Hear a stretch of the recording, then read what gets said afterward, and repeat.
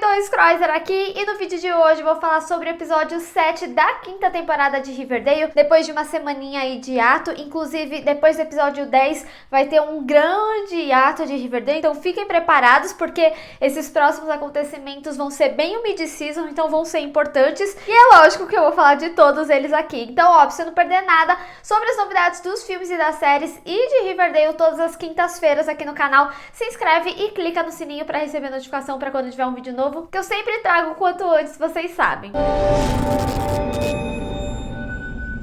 Antes de eu começar a falar dos personagens, no episódio anterior eu tinha falado que eu sentia um pouquinho de receio de que a história tivesse muito focada em Riverdale ou High, porque eles saíram da escola justamente para terem arcos mais adultos. Mas nesse episódio eles deixaram bem claro que na realidade a escola é o ponto de encontro que eles têm em comum hoje em dia e que dali vai se centralizar tudo que acontece para Riverdale se revitalizar. Então, por exemplo, ali a gente tem vários cenários como a discussão da Tony e da Cheryl, que foi o único local que poderia acontecer essa reunião delas e também ter talvez uma possível DR, já vou falar disso aqui, mas também ser o local em que a Verônica pudesse ensinar ali economia e fazer com que a partir dali rodasse um dinheiro na cidade. Inclusive, já vou abrir aqui que eu fiquei assim com uma pulguinha atrás da orelha, que principalmente pro Hiram tá ali na escola, querendo saber sobre as notas da Verônica, eu achei que ele podia estar comprando aqueles alunos. E outra dúvida que eu fiquei também é que nesse episódio ela falou que ela vendeu o ovo por 50 mil.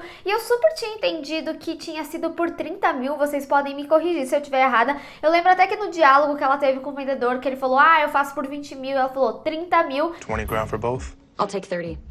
Então, não sei muito bem de onde que saíram esses 50 mil, se foi mais um erro do Roberto, afinal, ele errou aí o salto temporal, né? Eles se formaram em 2020 e aí passaram 7 anos e agora eles estão em 2021. Beleza, são detalhes, né? Inclusive, eu tinha até brincado no meu vídeo anterior falando que a Verônica, ela se tornaria o banco da cidade, que podia ser um empreendimento pra ela, e não é que ela se tornou. Mas esse episódio trouxe um contexto mais pesado, principalmente pra história da Beth, porque não só ela começou o caso de investigação das meninas que estão desaparecidas em Riverdale, como também ela soube que o assassino do saco de lixo tinha retornado. Eu já tinha comentado aqui que bem possivelmente todo esse caso que ela tá investigando em Riverdale e isso que ela tinha passado, que ainda é um mistério pra gente, iria meio que colidir, não no sentido de ser o mesmo assassino, mas no sentido de ter similaridades por se tratar de um serial killer e ela ter que lutar contra o trauma dela. Mas detalhes desse caso que vale muito a pena prestar atenção é que no início do episódio o corpo não era nem da Margaret e nem da Polly, o que significa que existem outros casos que aconteceram e que a gente não viu, e além de revelar o grande número ali no final, né, que são 21 mulheres que sumiram e que pode trazer um padrão aí de serial killer, que nem a Beth já desconfia, também demonstra pra gente que a Polly tem muita chance de ser encontrada viva, porque esse corpo que foi encontrado é de um caso muito antigo, assim como da própria Margaret, que tinha sumido há algum tempo. Então a Polly, por ter sido recente, ainda vai ter um tempo, porque a desova acontece aí num período longo. Então eu realmente acredito que a Beth vai conseguir salvar a irmã, e inclusive com isso conseguir fazer com que a relação dela seja melhor, até porque tudo isso aconteceu a partir de uma briga bem similar às brigas que elas tinham, e são detalhes que realmente, ó, a gente precisa ficar prestando atenção. E outra coisa que eu não posso deixar de mencionar é que justamente nesse episódio que a Beth ficou mais focada ali no caso, ela e o Art não tiveram momentos Bart, mas eu senti que Vart veio aí, mas eu não acho que vai se reconstruir, não. Eu acredito que pode gerar uma situação em que eles até flertem e tudo mais, até pra justificar o ciúme do marido, que a gente já sabe que vai acontecer. Inclusive na promo tem um momento, né, que tem meio um embate, e inclusive eu tinha falado aqui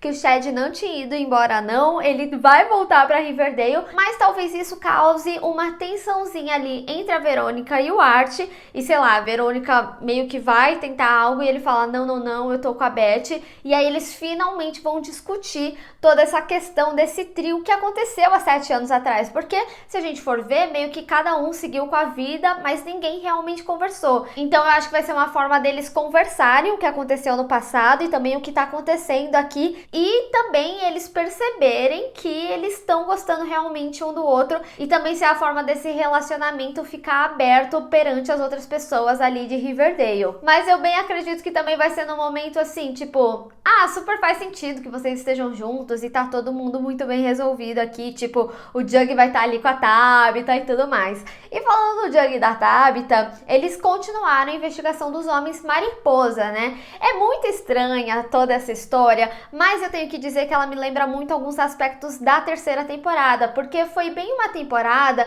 que eles quiseram envolver um sobrenatural ali e no final era bem pé no chão. Então eu não acredito que eles estão trabalhando de novo com uma tentativa de sobrenatural, apesar de ter, tipo, queda de energia, até é plausível de explicar logicamente, mas, tipo, as coisas movimentando ali no Pops é um pouco mais difícil, será alguma força magnética tipo Stranger Things, sacanagem. Mas eu realmente acho que eles vão trazer uma explicação pé no chão, até porque outro aspecto muito parecido com a terceira temporada é que na época que eles viam as coisas sobrenaturais é porque eles jogavam RPG e eles usavam drogas, então eles não estavam muito bem. E aqui nesse episódio, isso aconteceu logo em seguida que o Jug bebeu ali o café com bebida alcoólica, tanto que a Tabitha até insinua, tipo, você tinha bebido, apesar de ser um momento ali de preocupação, também é uma coisa ali para acentuar no roteiro que ele poderia estar alterado e que aquilo realmente não era a realidade. O que é interessante aí é que quando o Pops conta a história que aconteceu 50 anos antes, ele fala que a história lógica é que seria um local do exército que era próximo ali de Riverdale, e como a gente tem visto que Riverdale tem trazido todo esse lance militar e também do corpo de bombeiros nesse episódio, acho que pode ser algo que se conecte ainda mais no episódio que o Jackson voltou aí. Não sei se ele vai ser só um cara pra apoiar o Art, que nem naquele sentido que eles falaram, é alguém que realmente entende o que a gente passou, então um pode apoiar o outro e ainda assim ele ter um cargo ali. Eu acredito que ele pode estar envolvido com algo a mais, sim. E do jeito que Riverdale é, não me surpreenderia nada se o que o Art passou tem algo a ver com Harlan, aquelas, né? Mas voltando ao caso dos Homens Mariposa, o mais interessante desse caso é que é um caso antigo. E quem é a família mais antiga ali? Os Blossom. E quem tem o maior mistério de tudo que tá rolando até agora não é só sobre as falsificações de pintura ali, não. Tem mais coisa embaixo, tanto que teve a DR ali da Toni e da Cheryl, já vou falar aqui, mas especificamente porque a Nana tinha aquele corpo lá e esse corpo sumiu. E a gente tem que lembrar que no momento que a Toni estava situando tudo que aconteceu em Riverdale nos 7 anos, ela chega a comentar que ela foi em um momento em Thornhill e viu que o Hiram estava tentando negociar ali com a Cheryl. E eu tinha comentado no episódio anterior que talvez os Blossoms e o Hiram, ele tivesse como família rival realmente. E vocês inclusive relembraram, né, que ele tentou comprar as terras do Xarope. Então assim, eu acredito muito que tudo tá conectado e talvez toda essa questão dele não ter deixado a Beth entrar ali no pântano seja justamente o local que ele tá escondendo coisas. Não acho que tá só relacionado a eles terem a estação de trem ali, até porque quando o Red, ele acaba meio que convencendo o Hiram que ele devia deixar elas entrarem e ser o salvador, já que saiu na matéria lá que tinham 2 corpos naquele terreno, ele me pareceu meio que ele queria ser manipulado, que ele tem um planinho aí por trás, sabe?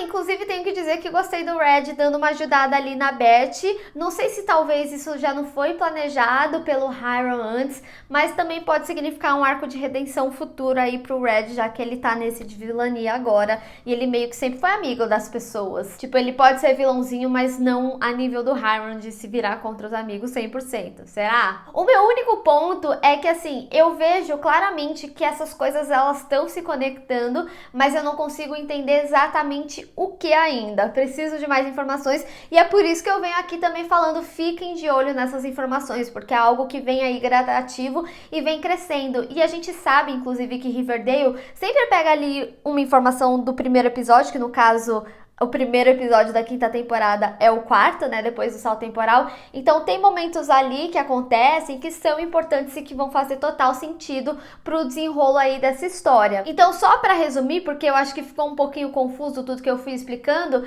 eu acredito que esses homens mariposa, eles estão querendo ter um quê de sobrenatural, mas tem algo que acontece ali há 50 anos em Riverdale e que tem a ver com os Blossoms e talvez o Hiram indiretamente, porque ele vem aí como uma família rival. E todo esse mistério que tá acontecendo em Riverdale tem a ver com tudo que a Cheryl tá guardando. E aí a gente leva ao ponto da discussão dela com a Toni. Eu gostei muito que elas estão meio que co-produzindo as Vixens ali, mas é meio que só uma desculpa para que elas interajam, até porque elas tiveram essa discussão e a Toni chega a falar para Cheryl que ela é egoísta. Então isso foi uma frase muito impactante, porque a Cheryl, ela ficou com um semblante de que você não sabe o que eu tô fazendo, a egoísta é a última coisa que eu sou. E aí, como elas vão ter esse contato e elas se conhecem muito bem, em algum momento a Cheryl vai comentar com a Toni e ela vai falar que não imaginava que ela estivesse passando por tudo isso e tudo mais. Então eu acredito que todo esse mistério das falsificações aí da Cheryl e o que tá acontecendo em Thornhill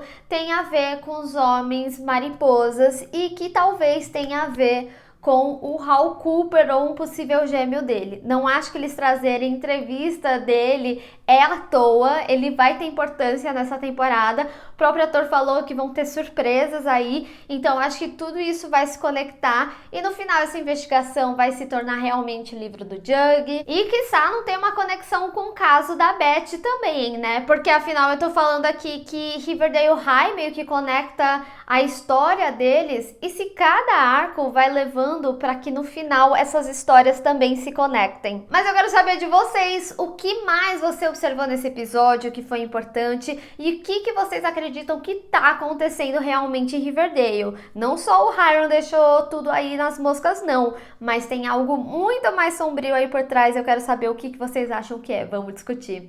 Bem, pessoal, espero que vocês tenham gostado desse vídeo. Não esqueça de deixar o seu gostei e compartilhar nas redes sociais, inclusive me segue lá, se inscreve no canal e clica no sininho para receber notificação para quando tiver um vídeo novo. Te vejo no próximo. Tchau!